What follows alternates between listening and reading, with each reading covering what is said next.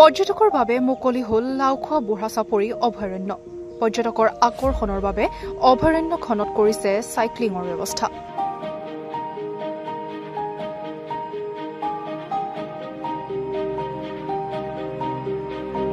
এতিয়াৰে পৰা কাজিৰঙাৰ সমান্তৰালভাৱে লাওখোৱা বুঢ়াচাপৰি অভয়াৰণ্যটো চোৱাৰ সৌভাগ্য হ'ব প্ৰতিটো বন্যজন্তুৰ।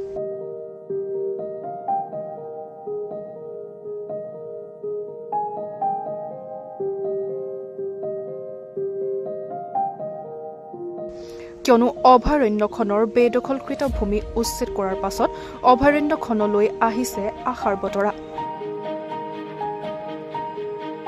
লাওখোৱা বুঢ়াচাপৰি অভয়াৰণ্যত বৰ্তমানে আছে 6টাকৈ গড়, প্ৰায় 15টাকৈ ঢেকীয়াপতীয়া বাঘ, 20টাতকৈ অধিক হাতীৰ লগতে হৰিণ, বনৰীয়া মহ, বন গাহৰিকে ধৰি কাজিৰঙাত উপলব্ধ প্ৰতিটো বন্যজন্তু।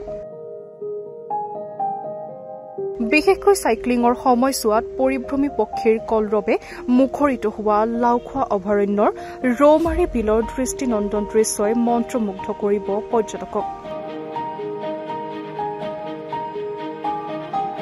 উল্লেখযোগ্য যে 2023-24 বৰ্ষৰ পক্ষী গণনাৰ সময়ত আটাইতকৈ বেছি প্ৰজাতিৰ পক্ষী উপলব্ধ হৈছিল লাওখোৱা অভয়াৰণ্যত।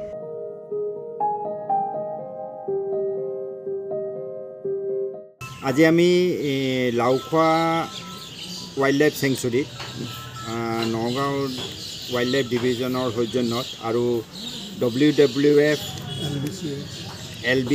LBCS NGO সকলৰ লগত মিলি আমি এটা চাইকেল ট্ৰেক আৰম্ভ কৰিছোঁ। এই চাইকেল ট্ৰেকটো এই ছুটিৰ পাৰ হ'ল, এই আমি থকা জেগাটো ছুটিৰ পাৰ বিট হয়।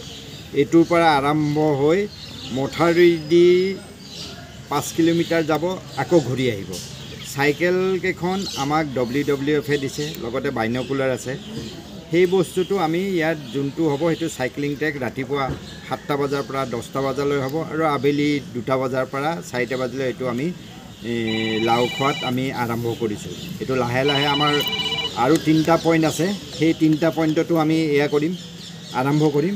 চাইকেল তাৰ লগৰ সামগ্ৰীবিলাক WWFৰ দিছে। আমি আমাৰ ৱাইল্ড লাইফৰ নিয়ম অনুসৰি যেনেকৈ যাব লাগে আমাৰ এণ্ট্ৰি ফি ল'ব, তাৰ চাইকেলৰ গাইড থাকিব, টুৰিষ্ট গাইড অলৰেডি ট্ৰেইনিং হৈ গৈছে, তেওঁলোক থাকিব।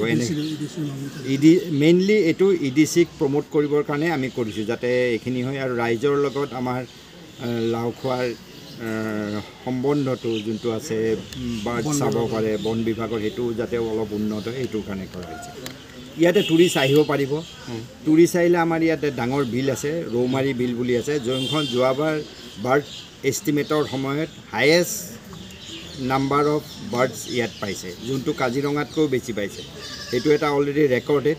আমাৰ যোনখন বাৰ্ড এষ্টিমেটৰ এয়া আছে সেইখনত এইটো ৰেকৰ্ড কৰা হৈছে।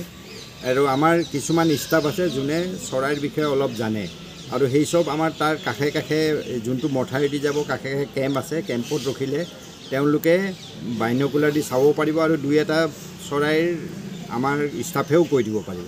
সেইটো ব্যৱস্থা কৰা হৈছে। আমি টুৰিষ্টক বহুত আহ্বান কৰোঁ, আহক চাওক লাওখোৱা।